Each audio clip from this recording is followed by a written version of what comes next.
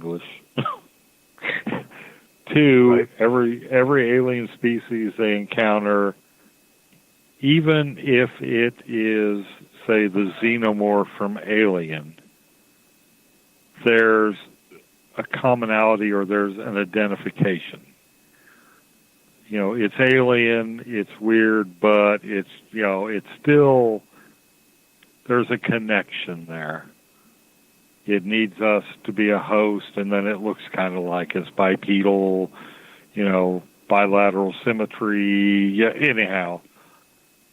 Yeah, given the odds, if there is life out there, we could encounter alien life that is so alien that we have no more in common with it than we do with paramecium swimming in a pond. Can I take that There's one? no way to communicate. There's no common. What do? How do you communicate with something in which you have absolutely no fundamental?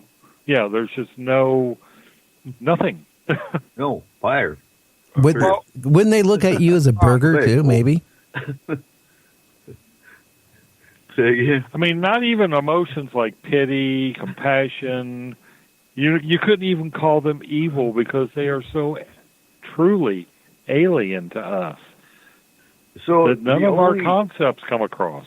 The only two races, or maybe three races I can think of that we've actually encountered that show emotion are the Pleiadians, the Lyrans, and the Nordics. Am I missing anyone, Megan? Not that I can think of. I mean, some have tried to perceive emotion. Some Greys have tried to perceive emotion, but it's only from what they understand as a warranted response. Right. Right, but I'm talking about you encounter, we encounter a species. Like a jellyfish. It would be like communicating with a jellyfish. Yeah. Or a jellyfish. Yes, exactly. It's like are they going to even see us as sentient beings? Can I ask you a question? Could we see them? Could they look at us as food? It goes both ways. No, I'm saying you see this alien and just say they are so completely outside of they don't know good for our, they have no idea of our concepts, our constructs, our moral code. Just imagine something that has never ever had nothing at all in common. No, the two races that you described that I could think of that we've encountered would be the worm, or I guess the easiest way to describe that one would be tremors, the creature under the ground from Tremors. And yes, we spoke to it with fire. And the other one would be the octopus thing that floated. Now, Eric, can I ask you a question? Yeah, go ahead. Couldn't they look at us as a farm? Seriously. I mean, look how many people have gone missing, not in the forest, but all over the world. People are going missing and no traces of them. And they can't be that many serial killers out there killing that amount of people. Now, could they be looking at us? Get around. No, I'm kidding. Right. But couldn't they be looking at us to maybe a race of them is that we're cattle? No more than we look at cattle that you go to Burger King and get a burger. We could be food. Oh, exactly. I fully agree. There's a couple races I know that live in the mountains that the Tormanon. And so with missing 411, David Paulides, I do believe some of the people that are missing are done by aliens. I don't think all of them. I think some of them walk through wormholes essentially, and or Stargate, interdimensional gateway, whatever you want to call it, in the mountains. I think some of them the government takes. I think those are the people that disappear that have a higher IQ, the doctors, the scientists, they disappear. There's a pattern there. I think the rest of them are alien. or disappeared by aliens. So yeah, I do think so. Well, I would agree with that. Well, there is a person who wrote a book, and he's been on my show, and he's going to be back on. And I'm trying to get his card right here. He wrote a book. His name is Andrew Oien. Now, he has made a triangle of 3 national forests where UFOs are constantly being sighted. These 3 triangles fit in with the missing people. And that is what is also interesting.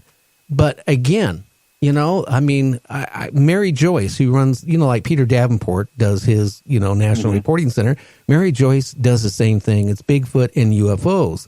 Now, she's been on my show. She's had people high up in the government that she checked out.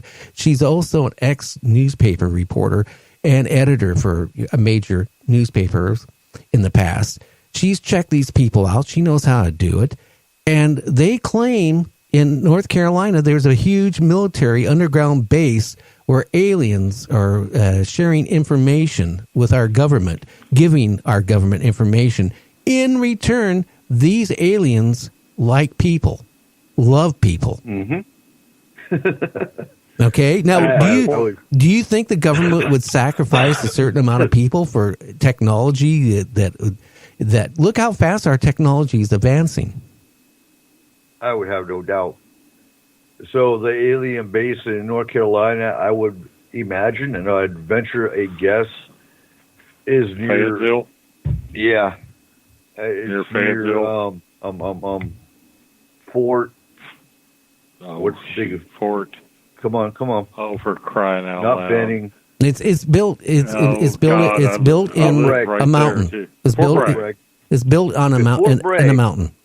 In a mountain. Fort Bragg has our biggest compound for both Delta Force as well as Special Forces.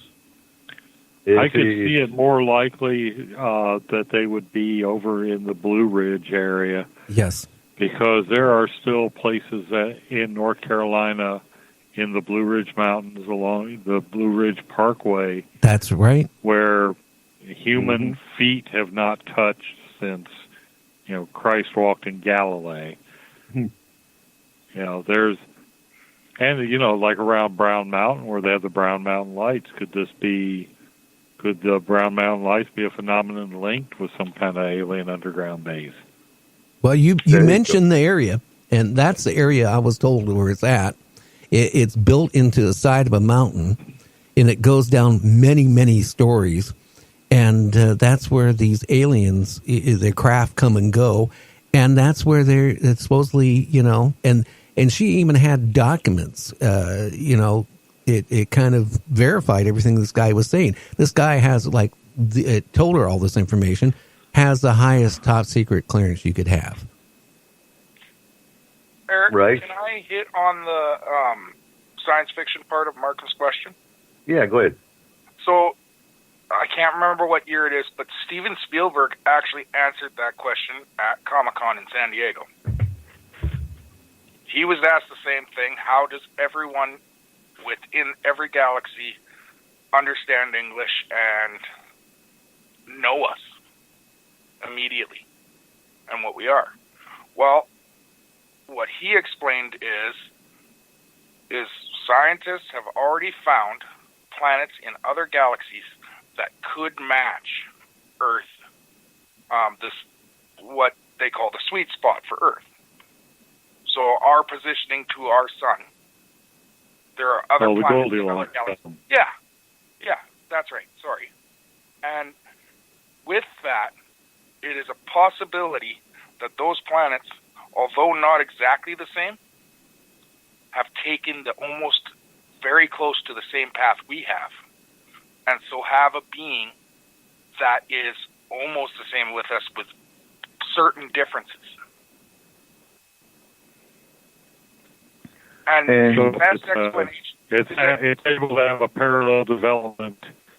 A language like English is liable to evolve among a race of whatever, like it did on Earth. Yeah, and his best example of that would have been Star Trek with the Vulcans. Right. They are almost like us, but not quite. In that they don't show emotion. And they've learned to conquer their emotions, and that was through almost social means and the pointy ears. And there are a few other cultural differences and physical differences within them, but they are a humanoid biped.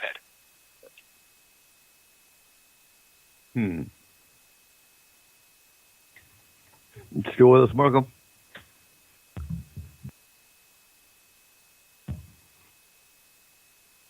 It says he's still here. Okay. Where'd you go, Markham? His phone was kind of cutting out there a little bit. Okay, he lost sound on his phone. And Joe is in the chat room. He calls it the Goldilocks zone. Yes. Yeah, Markham said that. It just clicked out. Cole apologized and said, yeah, not sweet spot, but yeah, Goldilocks zone. Okay. So it is possible that there are other beings out there, and you know what? Maybe we just haven't met them yet. That are almost exactly like us. Yeah, but how about if they're 1 million years or 500,000 years or even 10,000 or 20,000 years more advanced than us? That could suck because they might want our planet. That's right. That's what I've been telling people. If you go back to before the Egyptian time, you go back past the Sphinx when I think the world was rebooted.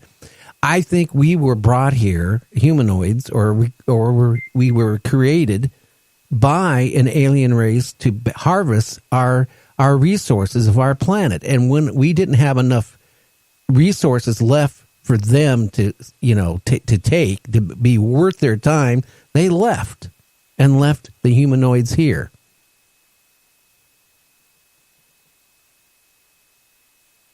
Yeah, I've came across that, like an alien ant farm type theory. Well, it's scary. It gives you a thought. Oh yeah, well, especially with all that's going on down in Antarctica right now.